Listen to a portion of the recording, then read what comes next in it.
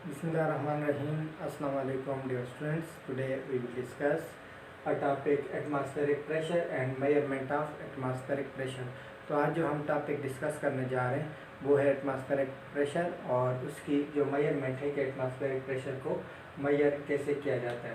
तो स्टूडेंट्स सबसे पहले आते हैं एटमॉस्फेरिक प्रेशर की तरफ कि एटमॉस्फेरिक प्रेशर हमारे पास क्या है।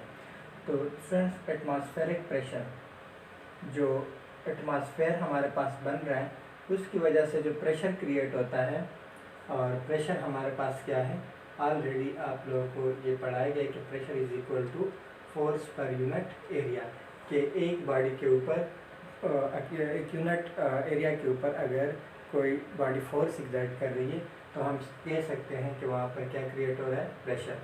तो इसकी जो यूनिट हमारे पास क्या होगी, फोर्स की यूनिट है वो न्यूटन और ये है हमारे पास एरिया की यूनिट वो है मीटर स्क्वायर। इसको आप हिंदी में लिख सकते हैं कि न्यूटन पर मीटर स्क्वायर, यानी न्यूटन मीटर माइनस पावर में 2। तो ये है हमारे पास क्या स्टूडेंट्स, ये है हमारे पास अर्थ। अब हमें पता है कि अर्थ के ऊपर जो एटमॉस्फेयर है उसको वहाँ पर बहुत सारी गैसेस हैं। हमारे पास नाइट्रोजन, ऑक्सीजन और भी बहुत सारे हमारे पास यहाँ पर गैसेस होती हैं जिसने एटमॉस्फेयर को क्या किया होता है, क्रिएट किया होता है। अब ये atmosphere through out the universe में नहीं फैला हुआ, बल्कि अगर हम अर्थ के एटमॉस्फेयर को देखें तो ये भी किसी स्पेसिफिक एरिया तक है।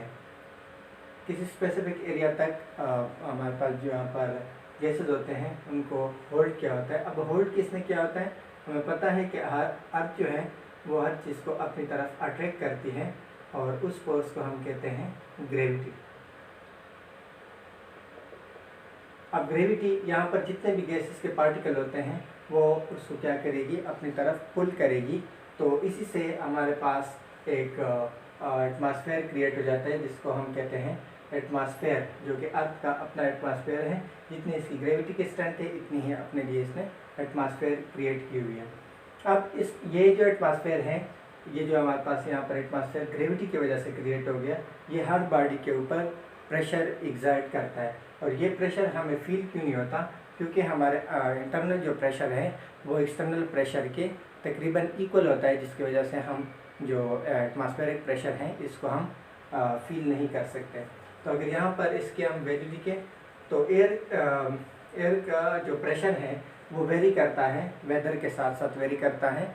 तो सी लेवल के ऊपर जो देखा गया है प्रैक्टिकल से, तो वहाँ पर जो प्रेशर होता है वो उसकी वैल्यू है 1.013 क्रॉस 10⁻⁵ न्यूटन पर मीटर स्क्वायर, या न्यूटन पर मीटर स्क्वायर को स्टूडेंट्स हम कहते हैं पास्कल। तो ये हमारे पास इक्वल है 1.013 क्रॉस 10⁻⁵ पास्कल। ये हमारे पास प्रेशर है सी लेवल के ऊपर। फिर ये एक स्टैंडर्ड दिया गया है और फिर बाकी जितने भी एरियाज़ हैं उनका प्रेशर कंपेयर किया जाता है इस प्रेशर के साथ, सी लेवल के प्रेशर के साथ कंपैरिजन की जाती है। ये हमारे पास एज ए स्टैंडर्ड है। और इसी की एक और यूनिट भी है जिसको हम कहते हैं बार। सो 1 बार हमारे पास इक्वल होता है 1.000 क्रॉस 10⁻⁵ पास्कल के। अब जो हमारे पास ये स्टैंडर्ड है, ये कौन सा हमारे पास प्रेशर है, ये है standard pressure at sea level. और 1 बार भी हम इसकी यूनिट समटाइम यूज़ करते हैं, तो वो हमारे पास इक्वल है 1.000 क्रॉस 10⁵ पास्कल। तो स्टैंडर्ड वैल्यू थोड़ी सी स्लाइटली ग्रेटर है, ये जो हमारे पास यूनिट है इससे थोड़ी सी हमारे पास ग्रेटर है।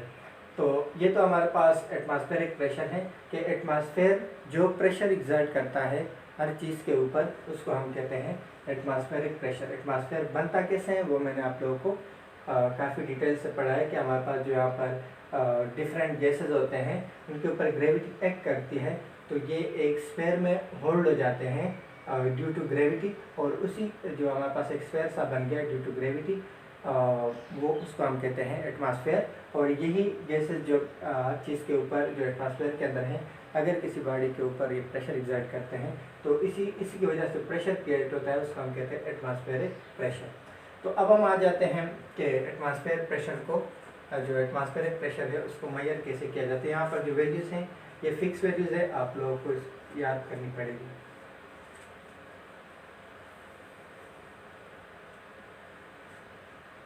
अब इसको मेजर करने के लिए एक साइंटिस्ट था, उसका नाम था टोरिसेली।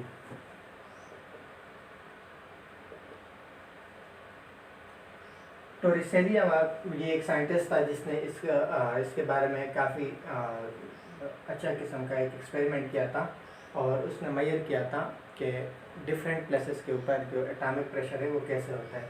तो उसने क्या किया था कि एक बाउल लिया, टब टाइप का, इसको कहते हैं बाउल, और एक और ट्यूब इसने ली। वो ट्यूब कुछ इस तरह से थी, इन्वर्ट करके रख दी, ट्यूब कुछ इस तरह से होगी। इसको उसने फिल कर दिया किस चीज़ से? मरकरी से। मरकरी वाटर से ज़्यादा डेंसर है। इसको फिल कर दिया गया किस चीज़ से? मरकरी से। और इसके बाद इसको इन्वर्ट करके यहाँ पर रख दिया। यहाँ पर पहले से कुछ मरकरी यहाँ पर उसने प्लेस कर दी थी। यहाँ पर इसके अंदर क्या है? हमारे पास मरकरी है, Hg जिसे कहते हैं, Hg पीरियोडिक टेबल में। तो इसको इन्वर्ट करके यहाँ पर रखा गया। तो ये कुछ इस तरह से होगा,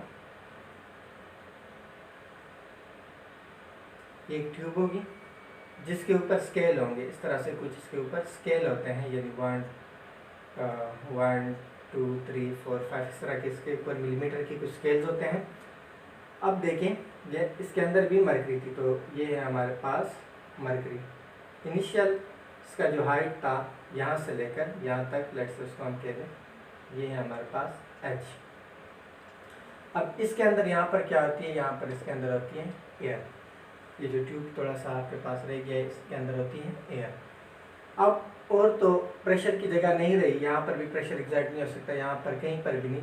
तो प्रेशर एग्जर्ट होगा कहाँ पर? ये जो बाउल का ओपन एरिया है इसके ऊपर एटमॉस्फेरिक प्रेशर इसके ऊपर एक्ट करेगा।